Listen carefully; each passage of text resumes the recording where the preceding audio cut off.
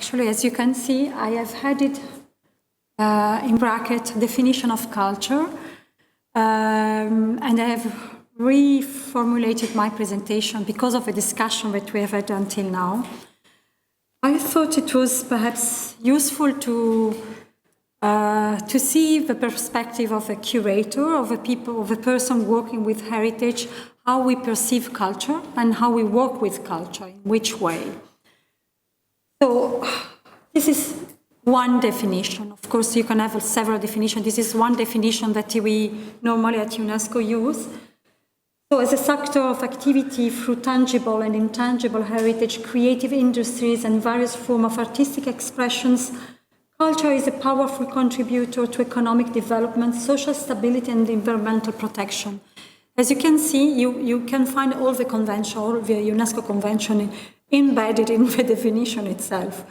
So just for you to understand that when we speak about culture and cultural heritage, it is really complex. It's something that, and also with this vision of the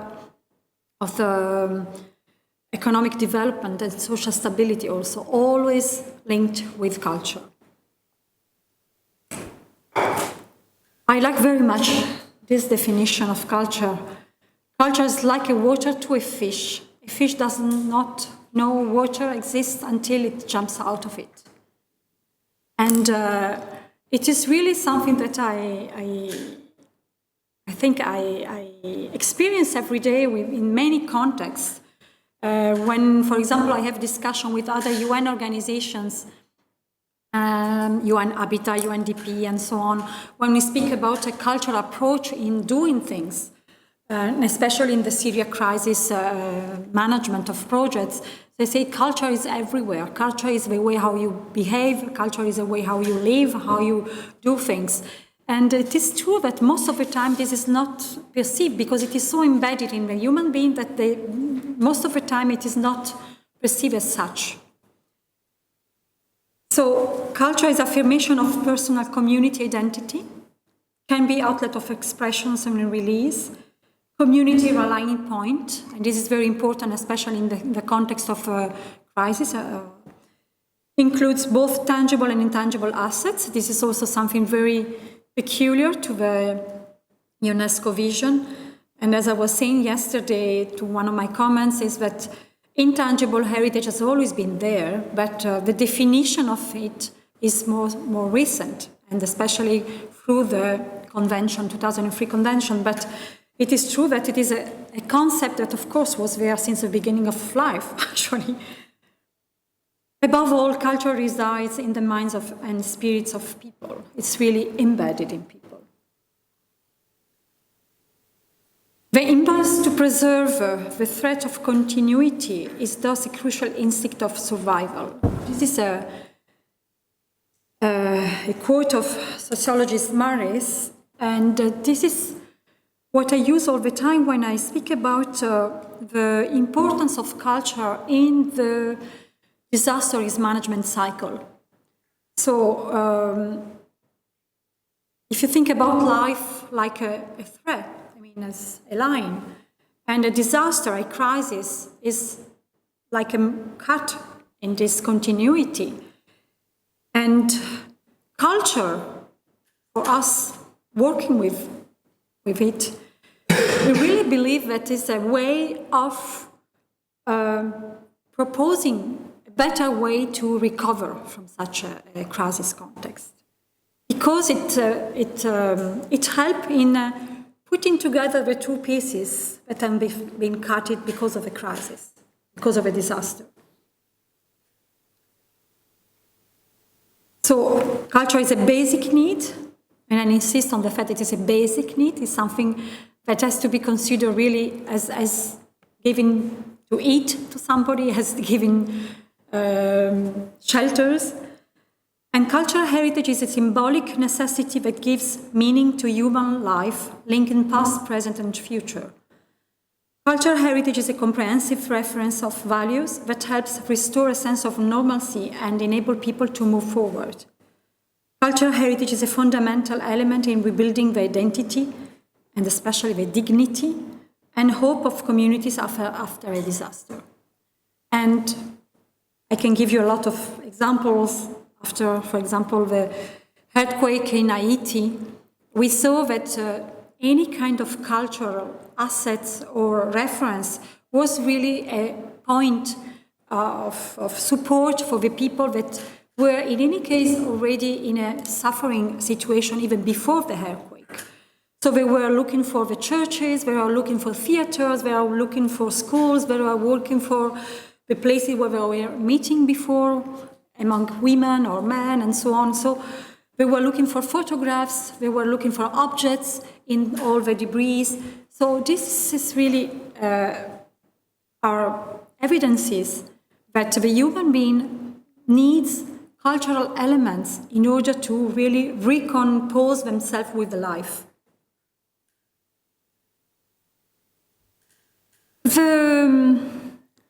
We were speaking a lot about distraction, and we all know that distraction is not new. What is new is that media provide and share information more widely. But distraction has happened since the human beings were there on the earth. But at the same time, the preoccupation to preserve heritage is also goes together. One side, human being thinks about destroy representation, a cultural representation of another person or group of person or entities, but at the same time there is this preoccupation to preserve the heritage. One of example, which is linked to my country, but I can have hundreds of them. In the column of Trajan in Rome,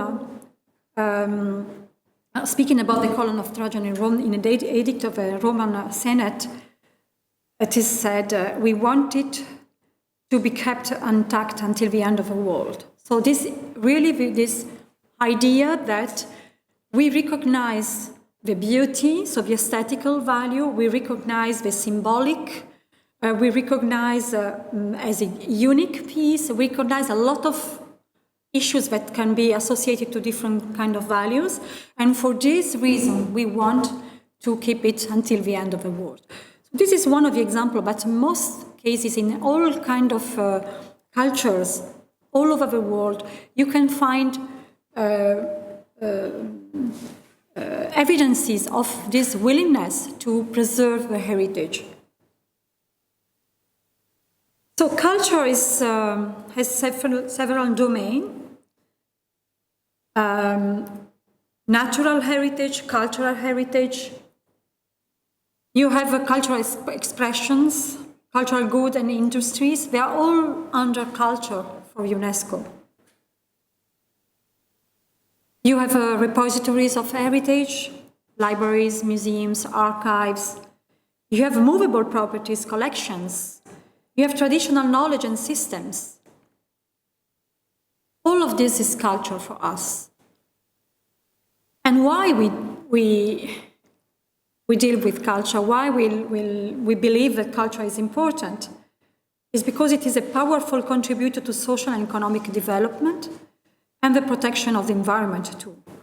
Culture plays a significant role for its capacity to attract investment, such as for tourism as a source of local employment. Yesterday we were speaking with the presentation of Amr. A question was, but why do you think that people wanted to protect the heritage in their locally, at local level? One of the reasons, I think, I can speak for many other experience that I've had, is also because it is recognized at local level that culture and heritage are also source of sustainability for the local people. I mean, they know that they give reference, identity and dignity, but at the same time they also provide a way of survival because of their existence. So that's why the importance also of taking care of it and preserve it. Safeguarding the cultural assets is a critical ingredient in the reconstruction of post-crisis societies. And a knowledge of culture may contribute to promoting dialogue and preventing tension and conflicts that might arise. We have seen, and then I will explain a little bit more later when I speak about the project that I was in charge of, we saw the value of culture, the added value of culture, I should say, in the fact that because of the culture heritage in Syria, we were able to speak with people coming from different parties, with different perspectives, but with the same aim, preserving cultural heritage in Syria. So we saw that culture was really a way to put people together that normally could not speak to each other. And this was really something that was a surprise for all of us, actually. So culture plays a critical part in restoring hope and rebuilding a sense of community in a crisis context. Culture sector provides a major contribution to local employment and to sustainable and inclusive economic development, as I was saying before.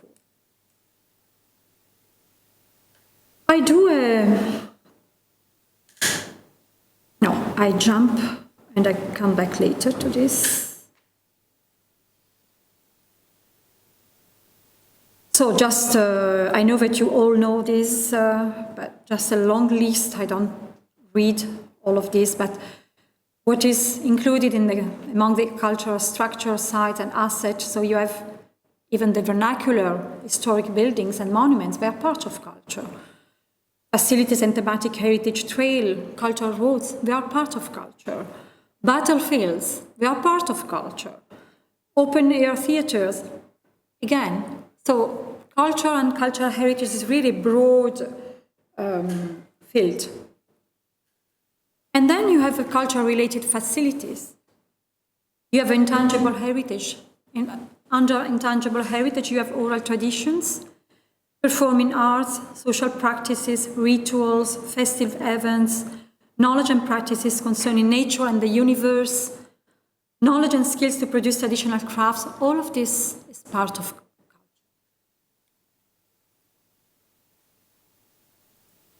As well, natural heritage, and as I was saying before.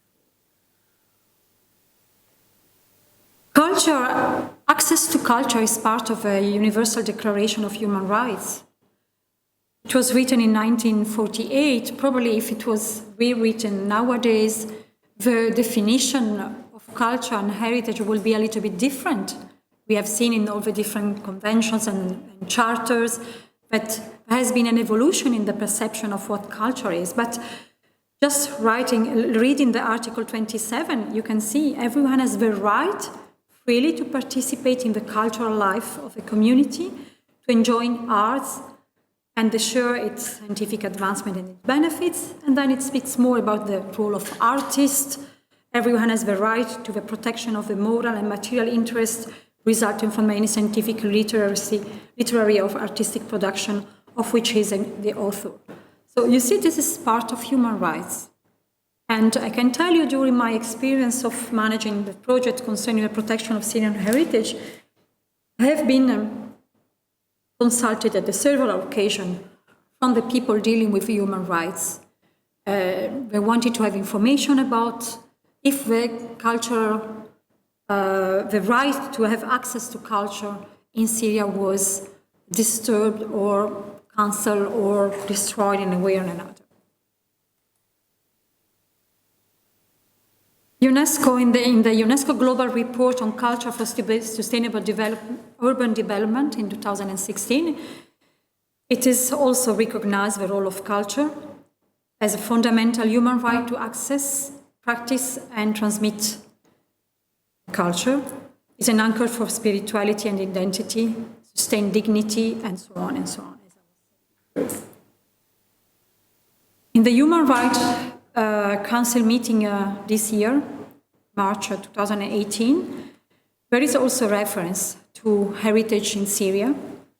And you can read, I don't like to read the long phrases, but just to make you, I know that you all have this perception already, but it is good sometimes to really see how culture is really has a role in the context of destruction and crisis.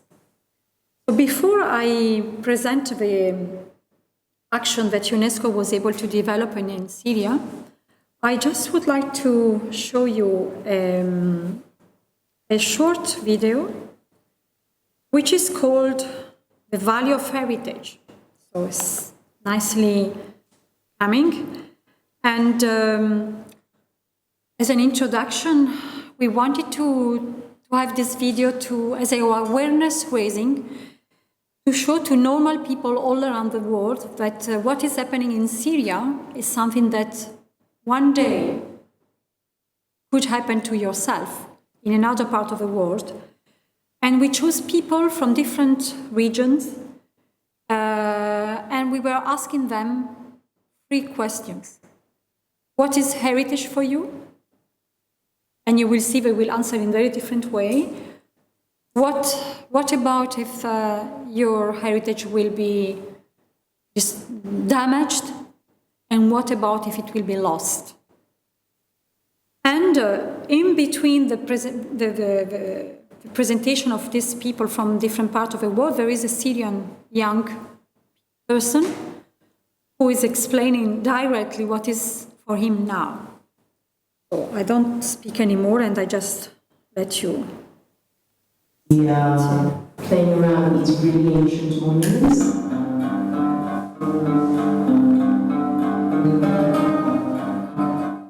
It's a legend, you know. You see pictures of the Grand Canyon. You see terracotta.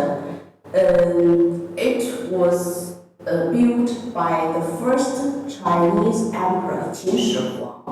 there's something they call Yuran. I can't do that. It's just a funny voice they do. I don't know. I cannot do that. There's something called the Charminar in old city of Hyderabad, and you have the sun here, which means light up the darkness. Light up the darkness, because in my country also we have a lot of things about like spirits.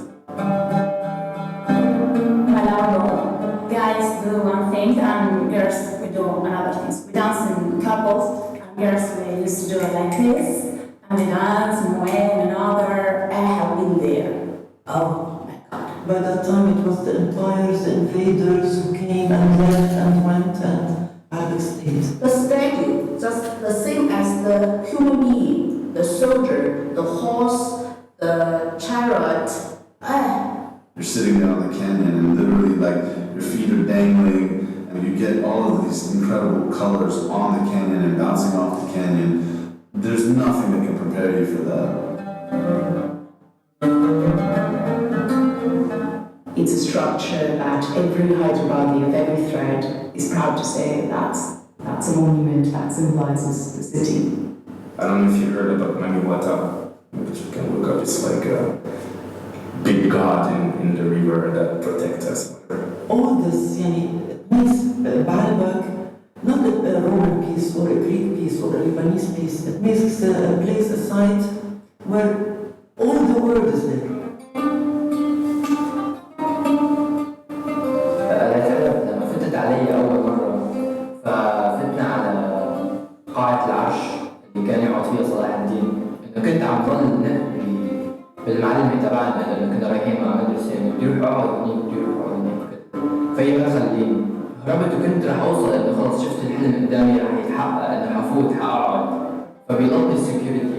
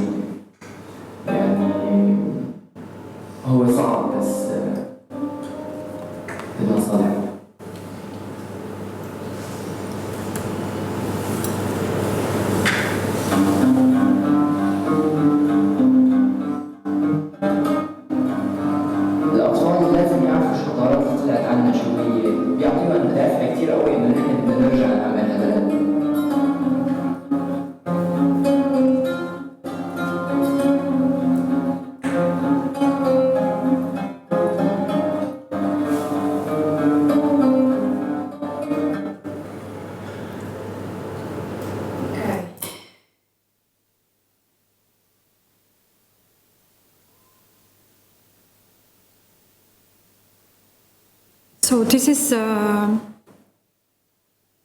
reason why UNESCO was thinking that it was important to take care of Syrian heritage, because it is something that is important not only for the Syrian, but for everybody. This project, I will not do a presentation as normally I do about who was involved, the funders, the donors, but I will start especially by saying that it has been the first time that UNESCO was working during the war. UNESCO normally was launching projects after, in the recovery phase, so after a war or crisis. So this was the first time that a project was really launched during the war. It has been written in 2013 after a meeting that was organized in Amman that Mamoun mentioned this morning, and another big meeting at UNESCO headquarters in August, where the basis of the plan of action was defined together with several entities that were working already for the preservation of Syrian heritage. So the project was written in 2013, started at the beginning of 2014, and the important thing is that during all this time, because the project will end in 1 month, so in the last 5 years, it has been adapted constantly, rewritten, rethought, readapted, by listening to the needs that the people working directly in the field with the preservation of heritage, by listening to their needs, and then see how we could make sure that was foreseen in the project was really tackling the right needs. So, and since the beginning of the project, it was said that UNESCO wanted to work neutrally, wanted to work with all the parties involved, wanted to be there to support the professionals that just wanted to have any kind of support.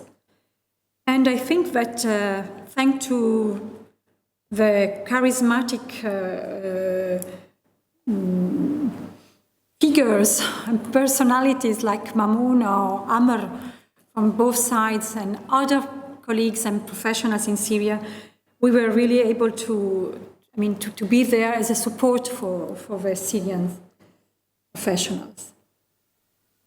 The project had 3 main components. You can imagine that we have to think about activities that could be implemented during a war context. So no restoration, no big consolidation campaigns because the war was in place. So the most important thing was collecting documentation, identify documentation about heritage, who has what and where and which kind of documentation, try to digitize the available documentation, for example, and in order to be prepared for the response and the recovery phase. Another point was the awareness raising, of which the video that you have seen just before was part of. The fact that we wanted really that what was happening in Syria was really known by the international community, by all the public, and not only to the small cultural community. And the third component of the project was to provide technical assistance and capacity development. And I insist a lot on the capacity development and not capacity building, because Syrian professionals are already built, have already a lot of building, if I can say. They are very skilled. What they were lacking was the kind of knowledge that was very typical of a crisis context, because normally you don't learn at university or in your normal daily life, you don't learn how to evacuate museums or how to consolidate a structure that has been bombed and so on. So the idea was really to provide additional knowledge very specific to the war context. So yesterday I distributed a small leaflet, so you can read more in detail. These are just the outputs that altogether we were able to achieve in the last 5 years. And as you can see, we really try to mobilize as much professors as much as possible from Syria, most of all, sometimes from other countries. More than 700 people were participating to this project. 131 institutions were involved, directly or indirectly, either because they were partnering in a specific activity or because they were sending either support professionals or participants. And yes, added value also to have been able to make the 7 tons of museum material available to Syria because of the embargo between 2 countries, France and Syria. So UNESCO played the role to receive those material collected from France and then to make sure that this material was available to the Syrian professionals. This material was used then to wrap, to pack the objects that were evacuated from the different museums, for example. And many meetings, many training about illicit traffic. We were involving people, police and custom people from the neighboring countries, for example, in order to involve them in the fight against illicit traffic concerning the Syrian heritage. Meeting and training about movable heritage, about intangible heritage, and really trying to involve people coming from all the different regions of Syria. Just as an example, I just show you some pictures of the kind of activities that we were able to organize, knowing that Maimouna and Ammar has already presented some activities in which we were collaborating. So an example of capacity building, development, so this kind of protect museums, doing emergency inventory as a basis of protection of heritage.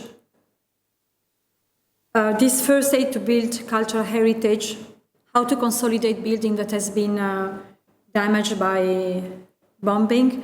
Here, the participants from Syria, they were doing the training here in Lebanon. In Lebanon, there are a lot of buildings that are still there as a result of a civil war. So they were doing the practical experience with these buildings. A lot of training also in 3D documentation and emergency 3D recording, archiving cultural heritage, with a lot of collaboration with SciArc, with e-commerce, Yale Institute for Preservation of Cultural Heritage, but also with other entities. Technical assistance was also given concerning the transfer of archives and documents to secure locations. It was already mentioned by Maimouna, is a 3D scanning of a Crac de Chevalier with the French company Econem, for example. Then with another company, the 3D documentation of Beit Ghazaleh and Beit Archikbash. Technical assistance also in providing a digitizing campaign on important photo collection, in this case of IFPO from Damascus. Also assessing missions to the most tackled World Heritage site, like in the case of Palmyra, Aleppo. There has been, of course, a very, very tight collaboration with the DGM, of course, the Directorate General of Antiquities and Museums, to work for this specific support.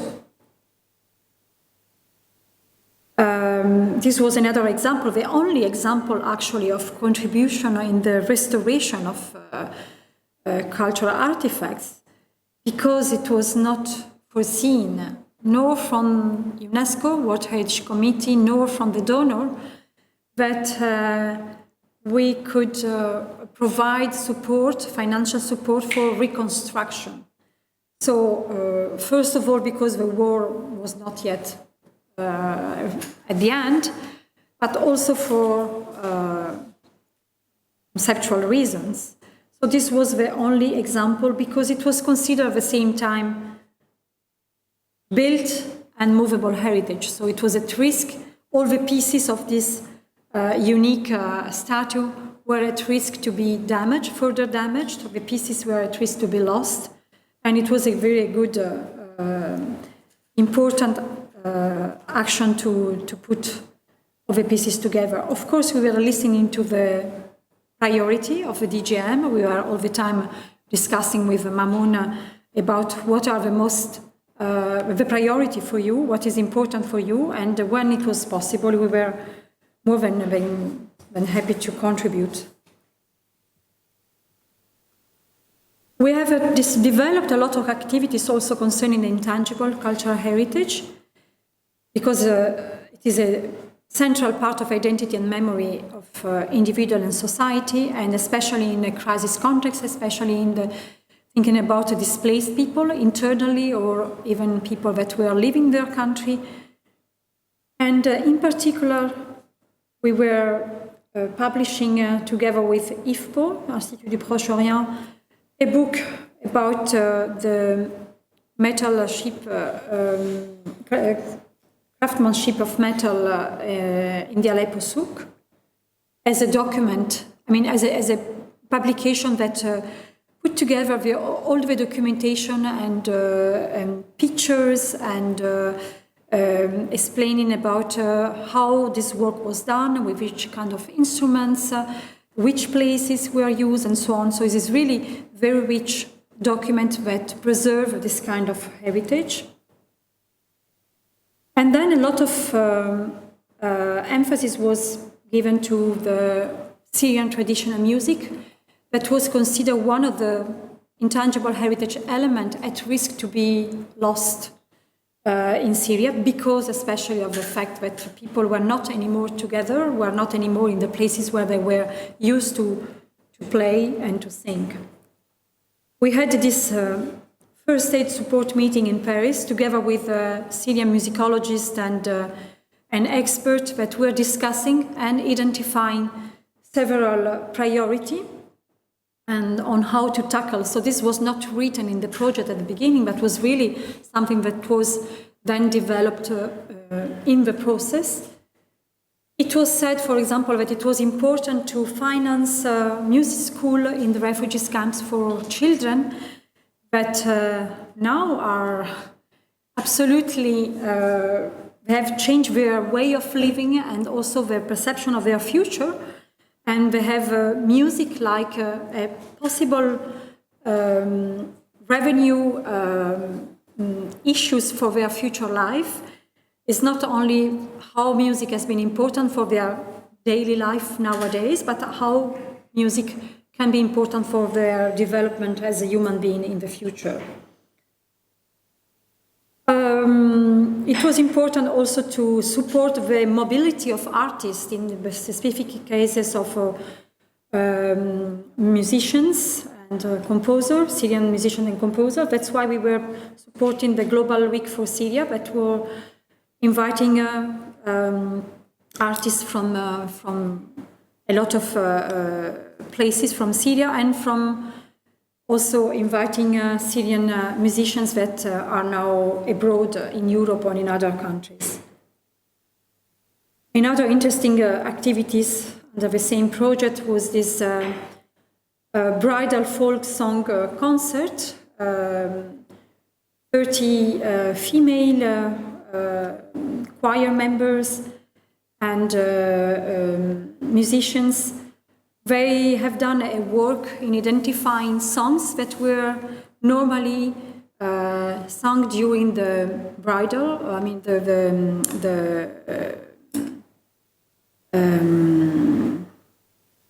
mariage, weddings, sorry, during the weddings, and they were not only identifying the songs, but also identifying the people that had this knowledge, and then they were transmitting this knowledge through several concerts. And the words were also kept and translated in several languages. Again, concert, exhibitions, and the presentation of a book about the Syrian traditional music were part of the final awareness-raising event that we organized in Brussels in July this year, especially, again, to involve the Syrian diaspora living in Europe, but also as a recognition of to the European Union that was financing this project since the beginning. So the traditional music book was written by Hassan Abbas, who, by the way, is a researcher here at the UB.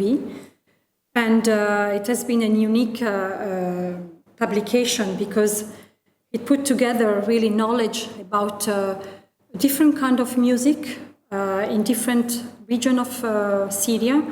And such a publication was not yet available in Syria. So that's why we thought it was very, very important to have this kind of work done for not only for Syrians, but also for the international and public, general public. So all the information about this project are available on the Observatory of Syrian Cultural Heritage, which is a website that was regularly providing information about what UNESCO was doing for the preservation of heritage in the framework of this project, but also with other activities that we developed also with other partners.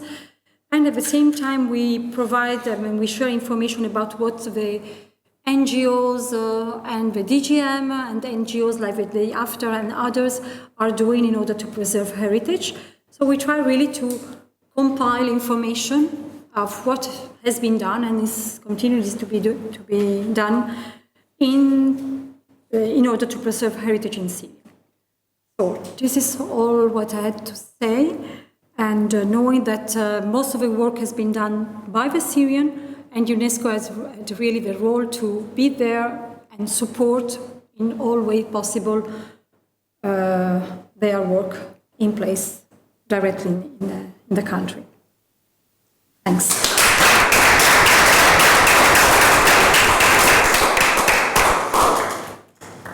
Okay, so thank you very much, Cristina. Now we have 35 minutes for discussion. Keep your hands up anyway. Derek, you can start if you want. Thank you very much. It's very interesting. Just wanted to ask you about what your thoughts are about what should be done with the damaged tangible heritage, so the buildings. So the lion was restored, and in Mamoun's talk there was he said that the watchtowers in Palmyra wouldn't be restored at all, presumably because they were just too badly damaged. But some things he said they were hoping that they could restore them, and other things is there a and I remember you said that or you both agreed that at the moment it's just a matter of shoring up things and stopping further deterioration. But in the long term, is the thought that what can be restored will be restored? So I was thinking about the souks at Aleppo and things like that. And is there generally a presumption in favour of restoration in UNESCO now? I won't quote you, don't worry. Let's say that we have to distinguish if we speak about a World Heritage Site, so inscribed in the World Heritage List, like the old city of Aleppo, Damascus, Crac de Chevalier, Palmyra, and so on. So because they are inscribed in this list, there are certain concerns that are regularly presented on the occasion of the World Heritage Committee every year. and the committee decide which kind of approach UNESCO should take and the country, the member states should take in order to preserve this heritage. For the moment, the position of the World Heritage Committee is that only action not to consolidate the damaged heritage should be should be done, but no reconstruction yet. And the main reason is because the war is not yet declared as ended, and it might be that for one reason or another, there are other fights, and imagine you start to restore a building and then suddenly, again, this building has been tackled and destroyed. So this is the main reason. Then, of course, there are probably also some other reasons behind that we discussed already this morning. But there is, of course, there has been several meetings organized by ICOMOS, for example, about what to do after a war, reconstruct, restore, rebuild, build a completely new building. And this is, I think, it will be an eternal discussion, and positions are very different if you take people from one country or another, even inside the same country, even if there is a philosophical approach more peculiar to Western or East and so on. It is, I am in the conservation world since 30 years of my life, and this is something that is going on all the time. So there is no right answer. Most of the time what is said is that each context, each peculiar situation will be studied very carefully, and in any case, if enough documentation will be at disposal, the restoring process, reconstruction process might be taken into consideration. But of course, only if enough good documentation will be at disposal.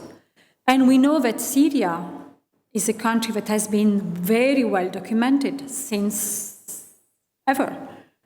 Not only by Syrians themselves, but also from all different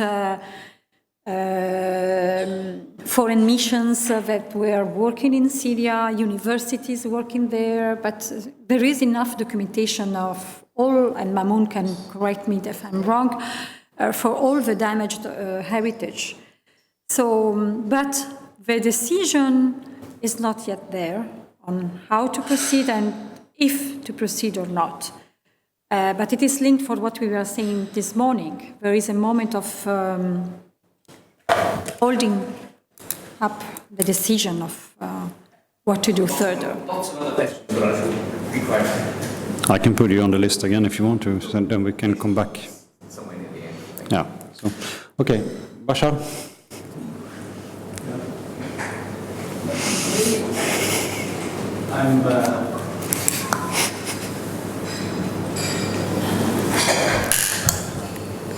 Let me start by saying the following, that this is what you're doing and what others are doing here, Mamoun, Amr, and you, and Unesco, and all of those, is something definitely very, very important.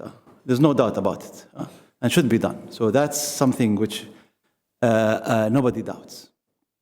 What I'm skeptical about is making the stronger claim that you don't need to make in order to make all this effort. You're making a stronger assumption here, which you don't need to make. Again, I would say that this is essential for peace building. Mm-hmm. It is not. Not only that, you can restore all monuments and there is no peace, in the sense that it can be restored under a brutal regime, restoring it, and the peace is not there. The destruction of Dresden did not make peace more difficult in Germany. Destruction of Dresden is not a good thing for sure, and even if it was not destroyed, peace will be taking place. But it's not, it wasn't an impediment, nor the city of Berlin, nor Dresden, nor these places. In fact, Germany as a country is better now without Dresden and Berlin, the old Berlin, than before. That doesn't mean that destruction is the reason why they are better. But definitely, that kind of national mythology, that these items, cedars, Baalbek, Palmyra, these make important for a peace-building society. I'm skeptical about that. They can exist with them and without them. To cover this under that, this is important. You don't need that. These are important sites on their own, independently of the peace building. Sometimes they are used to avoid serious peace building. The heritage of the Syrian people now is the diaspora, is the destruction, are the barrel bombs in Aleppo. I would like to see a site of barrel bomb in Aleppo. This is a heritage. Yes, of course, this is why I'm saying that this kind of wedding songs and all these are important, but there is a part that can sometimes be catering both to the regime ends and to the wider Western consumer of culture, more than to the needs of people. Of course, we talk about wiping out all culture is like having a fish out of water, yes. If you want to have all my photos and my songs and everything, I cannot have access to them, it's more like death. But many things will not go away. The songs will stay there for whatever reason because they are available to everybody and they don't. But of course, if Palmyra goes, if Baalbek goes, big loss. But would that make it difficult for the Lebanese and the Syrians to have peaceful coexistence? I'm not so sure. You have good reasons for preserving them independently of that. You don't need that assumption for your work to be valuable at all. But I'm afraid that this might also displace make the real suffering. A museum of what happened in Syria to the people is heritage now. In the same way a Holocaust museum in Berlin is heritage. Not only the paintings by Jewish artists is a heritage, but also what happened to the people. I think that is heritage. And that without it, we will be living a lie all the time, not recognizing what happened to them. So maybe that's not the turf of the UNESCO to include that heritage in it, the heritage of suffering. But I'm just resisting this kind of traditional national building rhetoric. You put the Baalbek on the pound and the cedars on something else and then you say, okay, we are a nation. We are not a nation, and for that reason. Unless we recognize our injustice to each other, we're not a nation. And that is missing in the cultural heritage component here. Yes. I agree with you, but I completely agree that we don't need this as an argument to do this kind of actions, for sure. And to restore the Bridge of Mostar, for example, it was not because of a bridge, not because of a material existence, again, of this bridge, but because of a function. UNESCO and the World Heritage Convention, they not deal only with the protection of heritage in terms of material, but especially the function. A heritage site is alive. It is used by the community, it is used by tourists, it is used by the scientific person. So it is by restoring such heritage, you restore the life that are around this heritage, and the use of, you give back again the possibility to this heritage to have this role of be used by different people together and so on. So the way how you use this heritage can eventually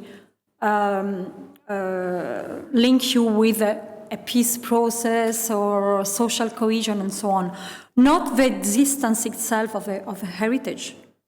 So it's how you use the place, how you use the heritage itself that might lead you to a certain process. So not the heritage itself. So there is a difference but the fact that it exists, it is let's say, a source of possibility. So But I agree that, and I also agree that we should let the future generation understanding and seeing what has happened to live scares of the crisis of the war, like we can leave traces of earthquake or any other big catastrophes, so that people keep remember what has happened, because it is part of a history. And this is, I completely agree. Then it is not my decision, because I'm not in this position, but I think it is important to keep traces of what has happened of the history. If it's all right, now we have plenty names on the list, and I'm not really sure. Master and Amar, have you fingers on this note? Yeah, specifically on this. Look, first of all, Dresden is a terrible example to make your point, because Dresden is an external conflict. We are talking about civil internal conflict. The dynamics are very different from when you have an external enemy. External enemy unifies people, internal strife fragments and disrupts cohesion within a state. This is the first critical point. Second critical point, right now, today, and in our region specifically, and you cannot make, and this is part of the whole thing, you cannot make a single strategy that you apply to everything. You have to have modular approaches, multi-strategies. So what applies and what works for Syria and our region may not work for Mostar in Europe, but might work for Chechnya. So you need to factor that in.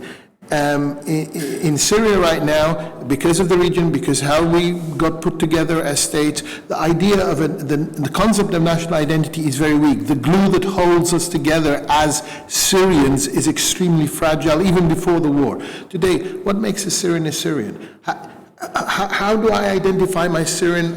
What is my Syrian identity going to be based on? So if I'm going to have a post-conflict reconciliation, post-conflict stabilization, post-conflict kind of communication, what is it going to be based on?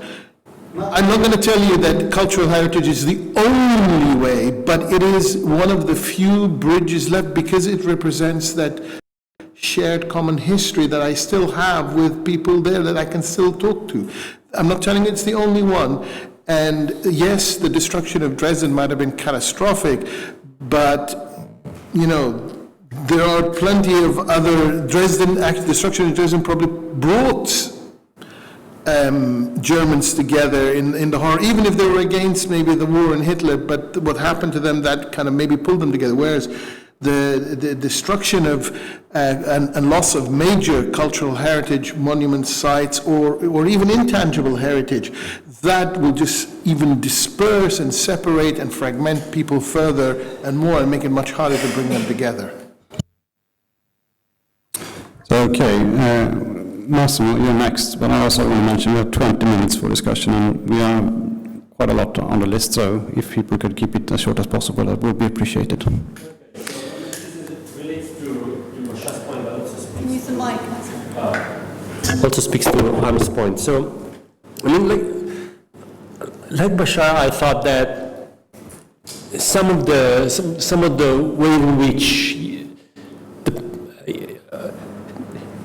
some of the points have been framed might be distracting. So I was thinking, and unnecessarily so. So I thought, I was thinking about the video that you showed us, which was interesting, and I thought, these people will ask you, could you imagine what your culture would be like, or your society would be like without, this feature?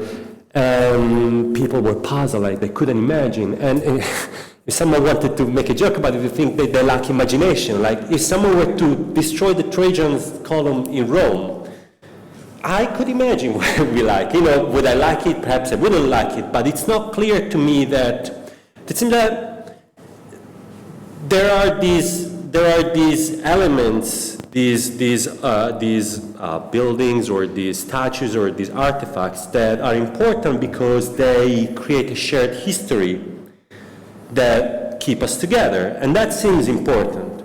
But think about how, in many ways, Americans have been brought together more after the Twin Towers have been destroyed than when the Twin Towers were up.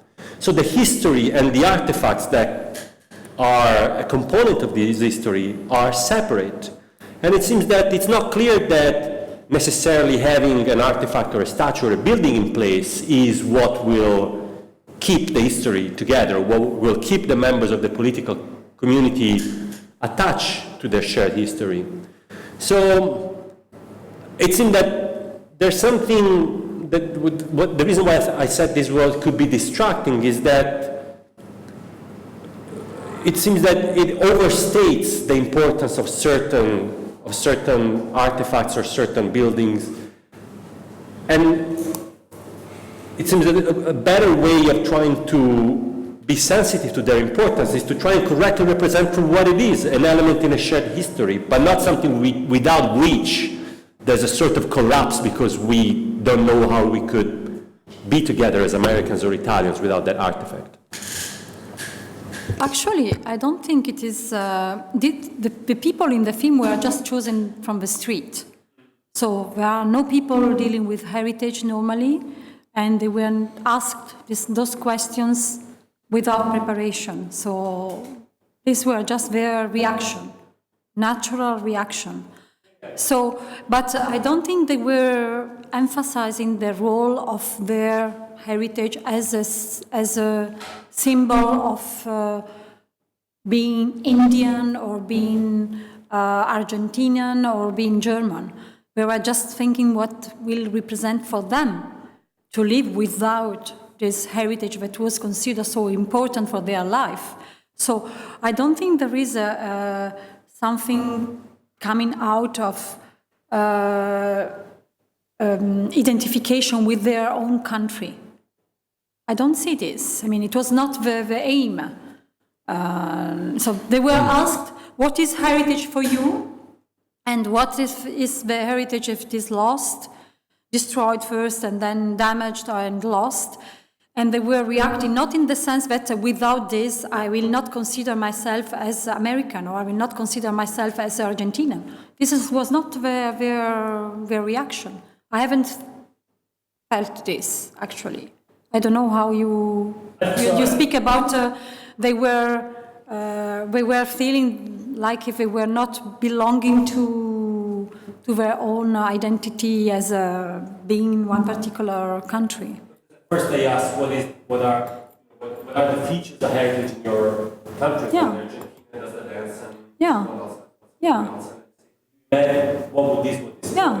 Yeah. But it's sort of tied into their specific culture, right? Yeah, but what they feel is not, they feel bad, not because they will not feel any more Argentinian or German. They feel bad because they have lost something that is important to them. So it's not only heritage, a piece of heritage is not always a representation that provides you a link with your country. It might be, in some cases, in some specific context, but not all the time. So I don't think they were, I mean, perhaps some of them, the Grand Canyon, the Great Canyon, so he was saying, I couldn't imagine the United States. So for this case, yes, but for the others, I haven't had the feeling that it was linked to the national identity. It is a loss, but not a loss of identity, national identity. No, but perhaps some are, I don't know if you want to, yeah. I mean, I think there may be others who want to speak, or so I think it's time for Gerald to sit down and Bashar to go back to the camera. But Gerald is next on the list. Your assistance is needed.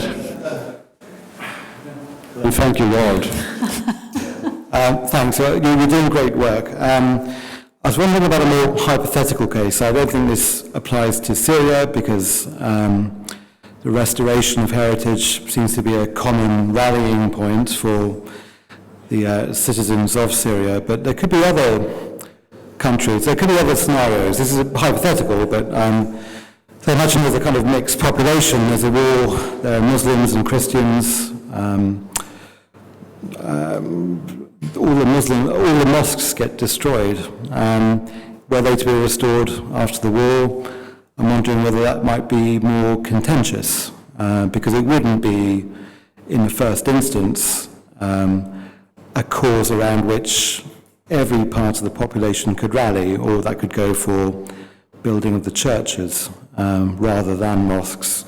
So I'm wondering what the UNESCO strategy would be in cases where the restoration of property, where there's a good case for thinking that the restoration of property might not be a kind of rally, a common rallying cause. I mean, how would you go in that kind of case? I all the time say that dealing with this project, I've done more cultural diplomacy than project management. So, I mean, it's working in such a context, in such a variety of people believing and positionment and so on. At the end, you have to have an approach that is trying all the time to find a balance and to try to identify the maximum results suitable to the maximum of people. And I think that is feasible. I mean, we were able to find this kind of solution in many occasions. And I think about Mosul. It's also a city that has been destroyed in Iraq, where you have mosques, you have churches, but you can have many other examples that already have been destroyed. So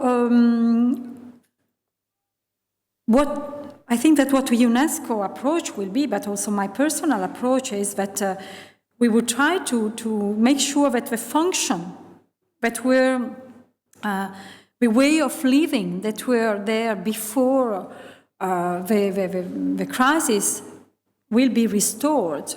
Not only the stones, not only the buildings, because in any case we've seen with the earthquake in Haiti.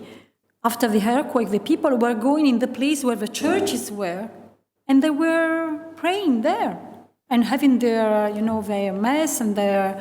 So even without a building, they were recognizing the place because they were used to go there all together. And you can find in many other occasions also. So the restoration. And more at UNESCO, ICOMOS, and all the NGOs that deal with heritage, it is not conceived as just the restoration of the material part of it. It's really restoring the life, restoring the use of the places before the crisis. So if it is considered important for the local community living there, why should somebody be opposed to restore? What can happen is that in a city, you had before, for example, a cohesion of different religions living together, and then now, after the war, you only have one religious group living there because the other one has left, for example. So in this specific case, you should have to reflect and what to do with the places of worship of the other community that is not anymore living there. Because in this specific case, there will be no use. But if you have a damaged church or a mosque and you have the other group living there, what you do? But I always think that it is a question of case-by-case reflection and involving local people, international people, people that have experience in reconstruction processes and negotiations and this kind of things. There is no rule applied to all the context, for sure. Yeah. Okay, so we have 3 names on the list. So it's Frederick first, and then Helen, and then the gentleman in the back. So, Frederick, please. Thank you. Thank you for your talk, but most of all, thank you for the fantastic work that you guys have been doing, and I've been following very closely from Denmark as much as I could under a Syrian observatory and the other kind of inputs. that's been coming out. And one of the things that's significant, as you also mentioned, this is the first project where UNESCO actually has tried to operationalize some kind of first aid kit in the midst of war. Something that also has to do, of course, with UNESCO's mandate and the willingness of UNESCO's member state to jump on projects that ties in with conflict situations. So there's kind of a intricate political layers to this as well. But it's not only, I think, one of the or the only project where UNESCO has worked in conflict, but maybe one of the only one in the world, because what we see is actually on the international level is an astonishing capacity gap, and an astonishing lack of willingness to work in this area. And with all due respect for the work that's been coming out of UNESCO, the capacity in UNESCO to work on heritage matters when it comes to armed conflict is limited to not even a handful of people. It's very few people in headquarters. It's Giovanni's office, Giovanni Boccardi. I think there are 3 or maybe 4 persons there. So it's office of the Director General, but they don't have kind of operational capacity.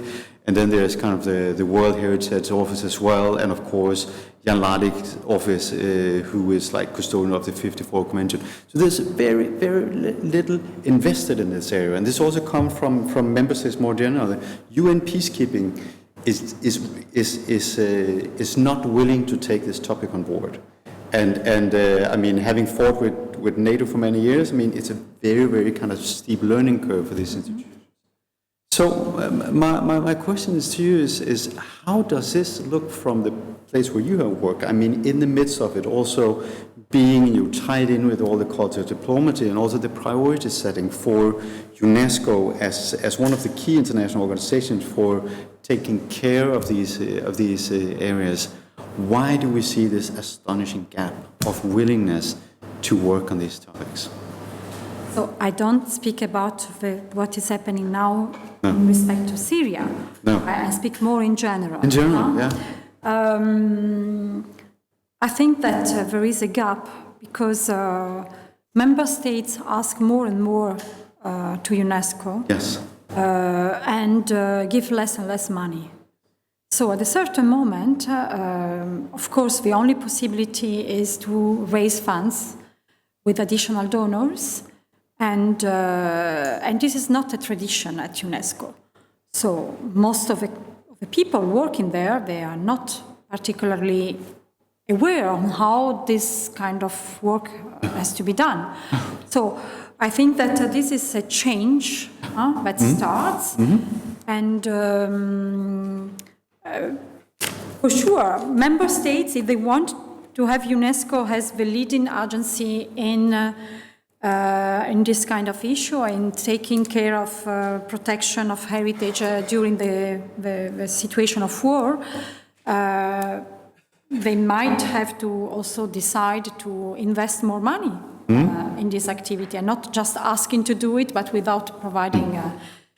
So, because if not, UNESCO relies only on extra budgetary funding, which for sure is in any case is the future of UNESCO, because as you know, there are less and more countries that decided to to abandon UNESCO. So at a certain moment, the budget will have to be covered by external funding.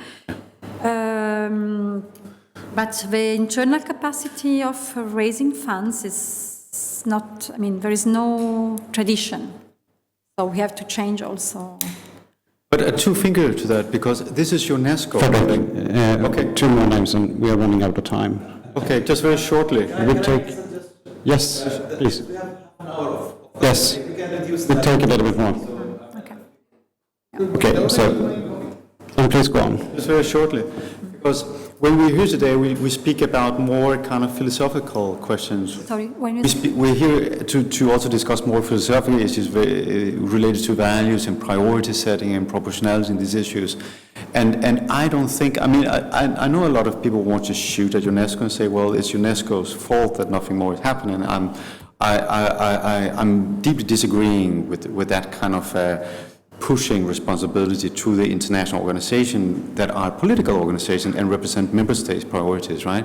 So it's more on a structural level. It's also when you look at nation-state level and their priorities within their foreign policies, within their development aid, all these kind of things.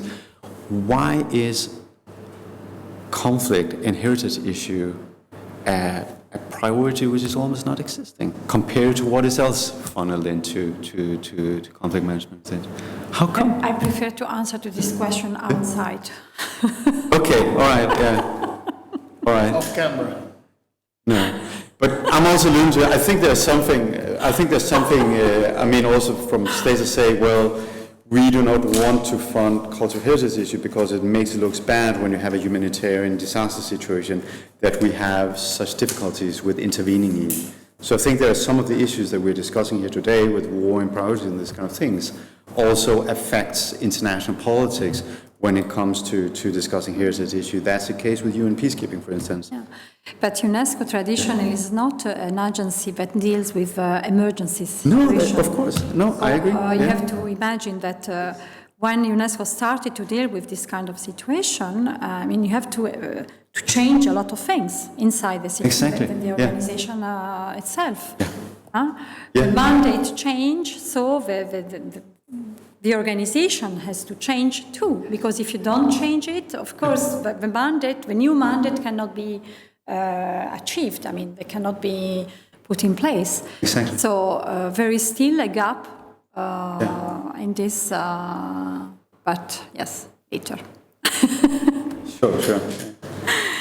Just on the last note, and in that light, it is impressive what has come out of UNESCO, I have to say. It's really kicking above its own weight. I mean, very few persons have succeeded in creating a lot of initiatives, I would say.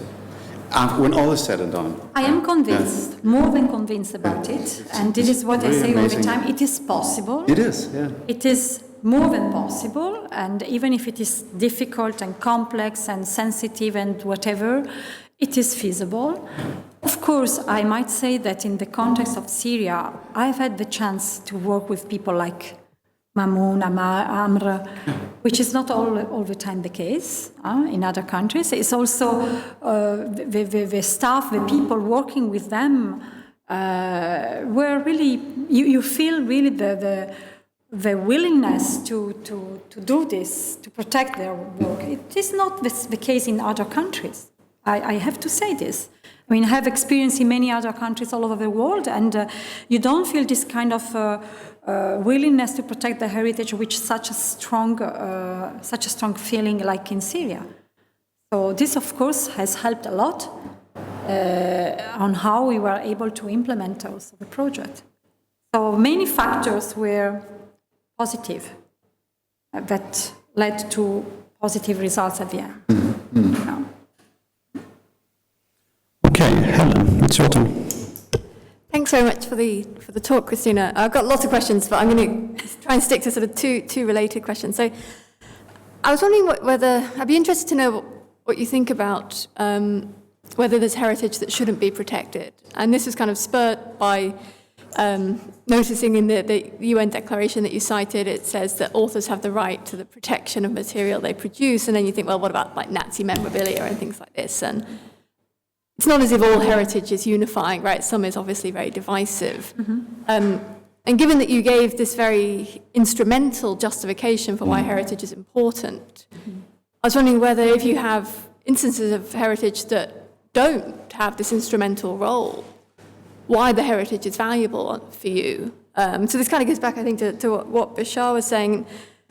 And then I kind of also related to some of the things that other people have said. There's a worry, I think, here that a lot of what maybe because the focus has been so much on Syria and then we're talking destruction on such a massive scale, but there's a worry that because that has the kind of the widespread, almost wholesale destruction of heritage we might think there's a step change in the effect that that has, where that can kind of threaten stability and the fabric of society and so on, whereas the kind of cases that Massimo was talking about and so on, it's just not true of isolated instances that they have that kind of effect. And so if your account is grounded in these kind of strong claims about how culture is essential for rebuilding, essential for holding society together, you just leave out all of the destruction of, say, isolated incidents of destruction, or sort of even quite substantial destruction, but that just doesn't reach this level of threatening the fabric of society.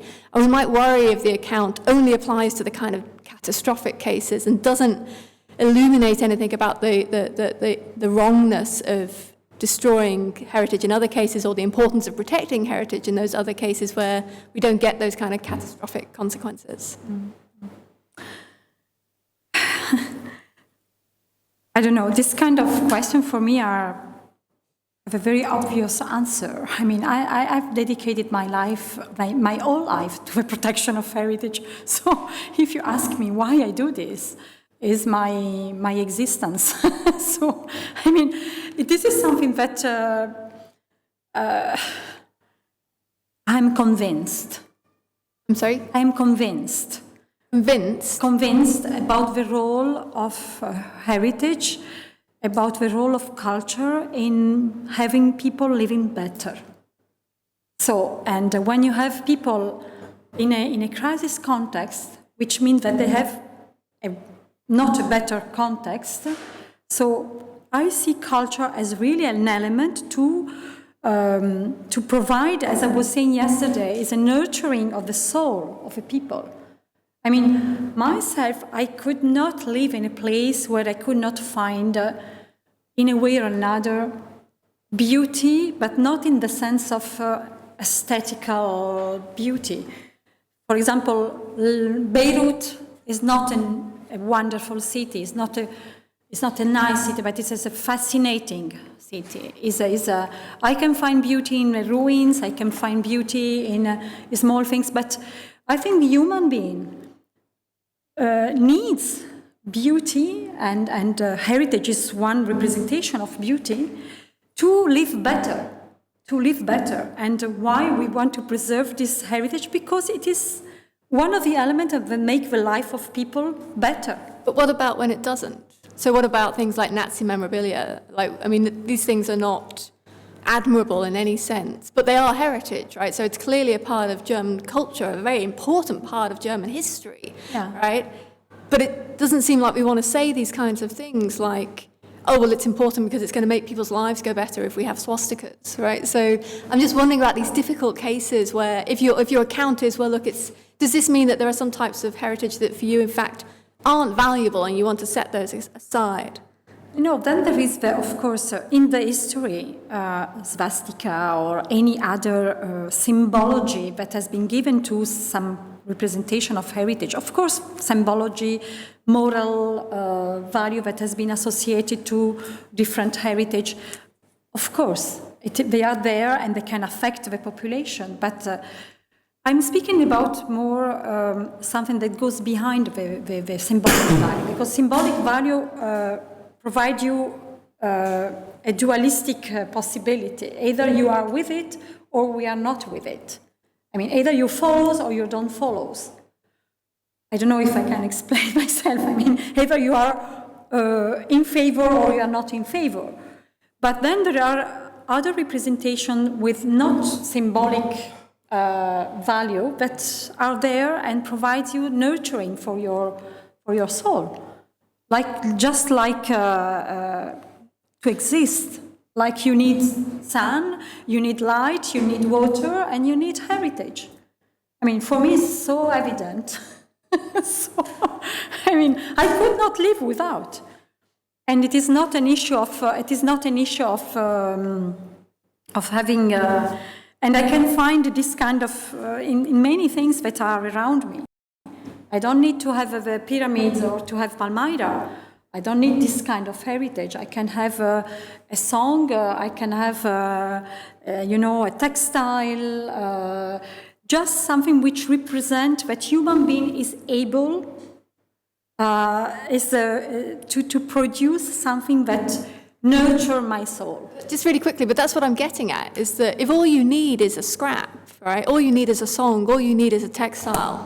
You don't need the big fancy stuff. No, I can need, I need all of them. You just said you didn't need it. No, I'm not saying I don't need, in the sense that I don't need to have only this or all this. I need to have heritage around me, to feel that I'm, how can I say, fulfilled. Yes. Okay, so one last question. Depending on the title of this conference, when you say stones and human, I thought about something. Can I think we can. So that we can have him on the. Sorry for.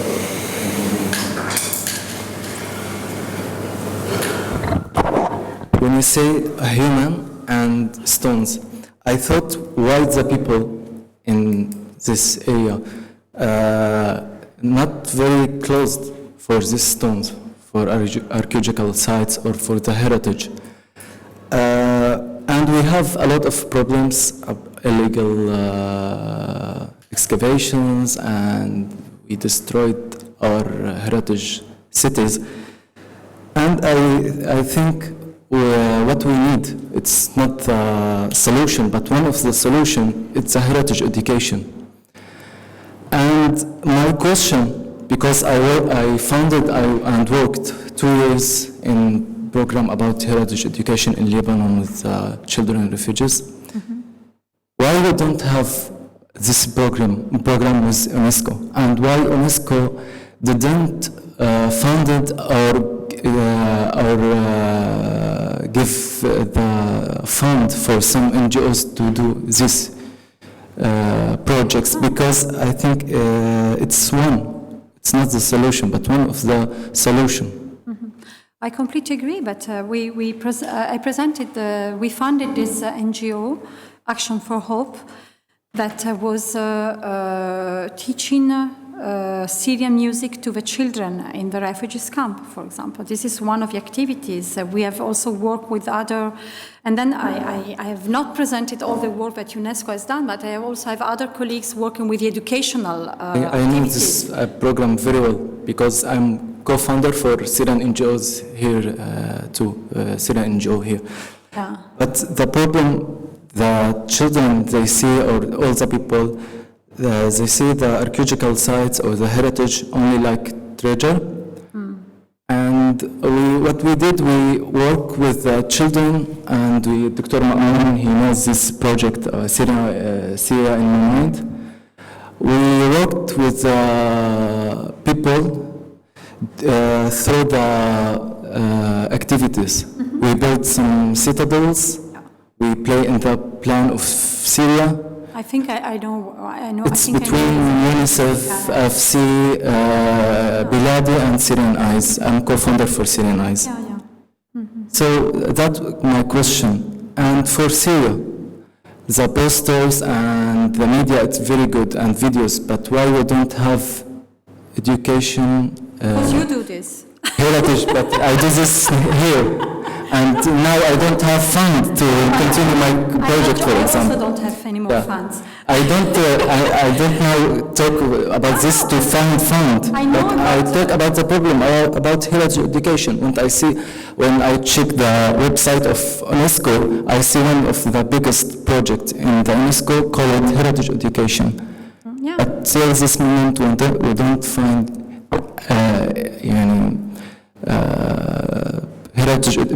heritage education about the sites and about the history and blah, blah, blah. We cannot do everything, but of course it is very important. We know about these initiatives, and we are very happy to know that there are other NGOs and other sister organizations, UNICEF and so on, that they do this. I also have other colleagues at UNESCO that they deal with the children and education, and so I am convinced that it's very important. In our project, it was not foreseen. I was not writing the project. We were rewriting several things, and probably in future we could put other additional activities. So I'm not saying that if we haven't done it's because we are not in favor of this. of the opposite.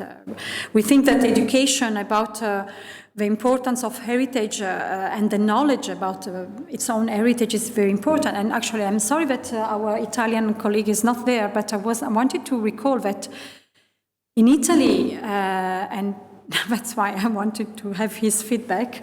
In Italy, we have an artistic history of art from when we are in the first year of school. I mean, we are 3-4 years old until the end of high school. So we receive art history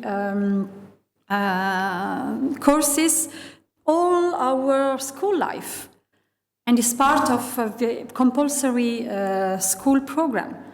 So it is embedded in our lives.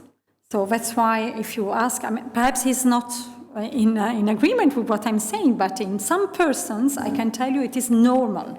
I mean, we cannot see life differently. And it's a small question, very close for the first one. Education. When you say the emergency plan in NGOs or in the government level, we always have steps to do any work. In your emergency plan in Unesco, when you country have a war and you want to work, you have the education plan, education heritage in the plan, or it's not step in the plan? No, it's part of, yes. It's part of it, yes. And even we normally should develop activities together with the other sector, because at UNESCO we have 5 sectors. One of it is education, and one is culture, and normally we have some activities developed together. So we have other activities. I haven't presented all what UNESCO has done in the preservation of heritage in Syria, because one colleague of mine was exactly doing heritage education for children in Syria. I can provide you more information if you want. But yes, of course, it is part of the plan. Education and awareness raising for children, because, of course, if you start with the young people, you have more chance to really make them aware and to benefit from this kind of feedback. He's back, but I will ask him during the coffee break. Yeah, so thank you very much, Cristina. Join me in thanking once again.